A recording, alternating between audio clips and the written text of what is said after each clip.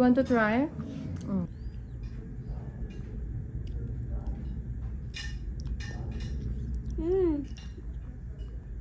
Swap. Bye, guys.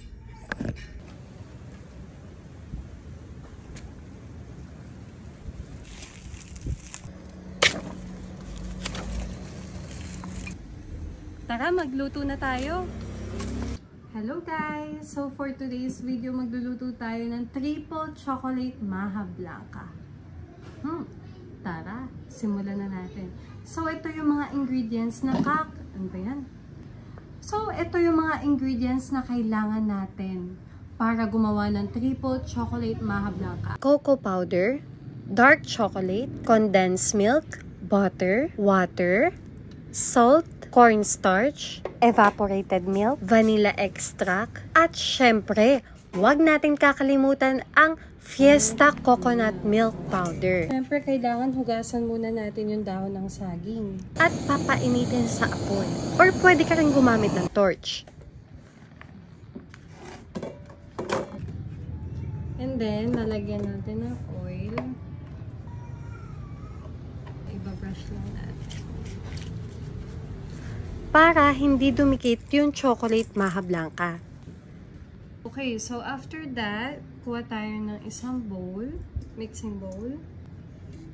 And then, ilalagay natin dyan itong cornstarch. Dito. At pagkatapos, lalagay natin itong evap.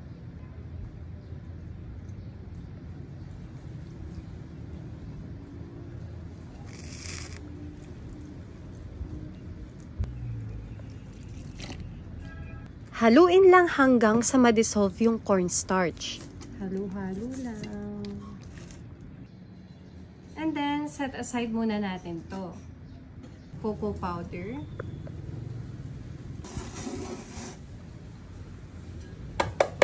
Dahan-dahan natin ibuhos. Kailangan dahan-dahan para ma-dissolve yung cocoa powder.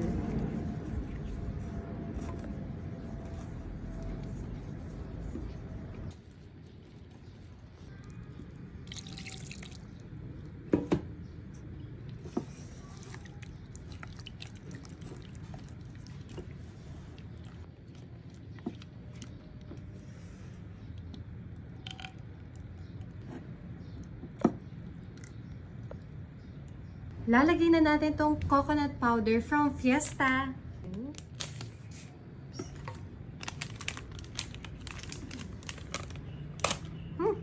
Tumalsik.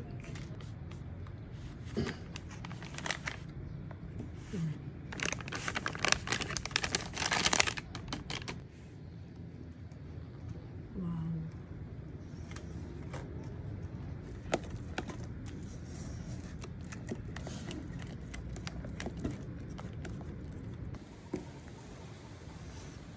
Ang bango.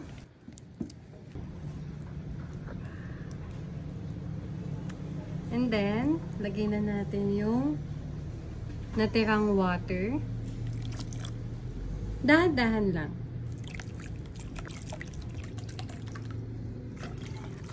Condensed milk.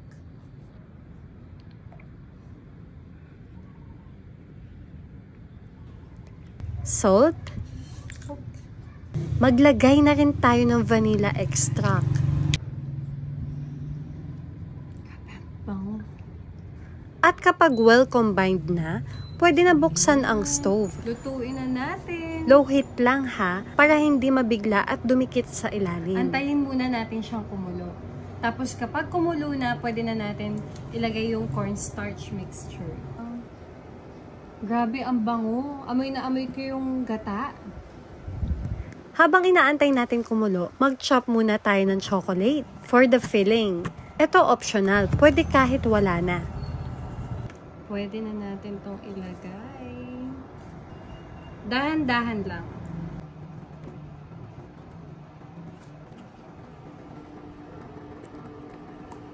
Halu-haluin lang hanggang sa mag-thick yung mixture.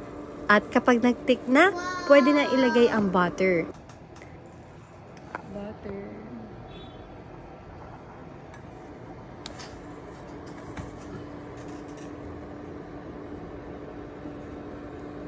smell chocolate.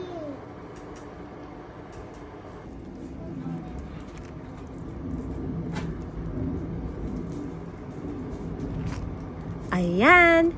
Finish na! I-pour na natin. Dapat mabilis dahil mabilis rin ito mag-form. Whoa.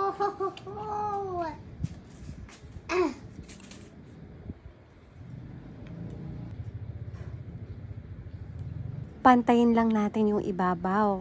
Antayin lang natin siyang lumamig at kapag lumamig na at nag-form na siya, pwede na tayo maglagay ng toppings. Gumamit rin ako ng ensaymada mold para dito. And for the toppings, gumamit ako ng dark chocolate.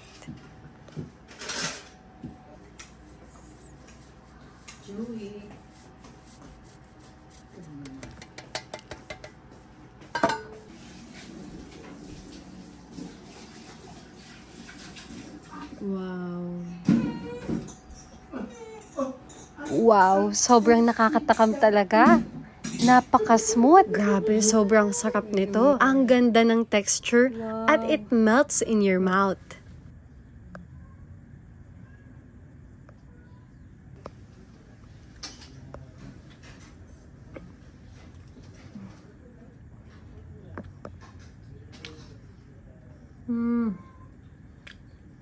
Ang sarap. Balanse yung lasa ng coconut and chocolate. Tamang blending ng dark chocolate at young coconut na may hint ng salt. Hindi siya amoy kopra kaya hindi nakakaumay. 'Di ba minsan pag coconut-based dessert, meron ng stigma na medyo umay? Definitely, gagawin ko ulit to para maka-impress ng mga bisita. I-try mo na rin!